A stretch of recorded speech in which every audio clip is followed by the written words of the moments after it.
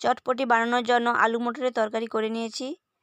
কুচিয়ে রাখা পেঁয়াজ দিয়ে দিচ্ছি, কুচিয়ে রাখা শসা দিয়ে দিচ্ছি, কুচিয়ে রাখা কাঁচা লঙ্কা দিয়ে দিচ্ছি,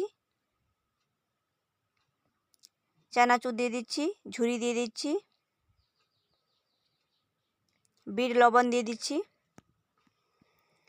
এইভাবে বাড়িতে একবার হলেও বানিয়ে খাবেন, দেখবেন দোকানের থেকে খেতে খুবই টেস্টি লাগবে।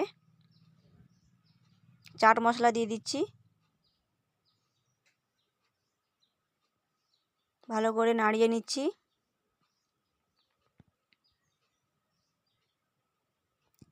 লেবু দিয়ে দিচ্ছি,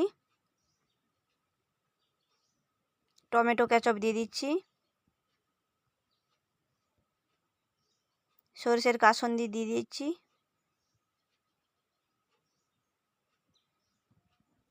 মশলাদার চটপটি রেডি।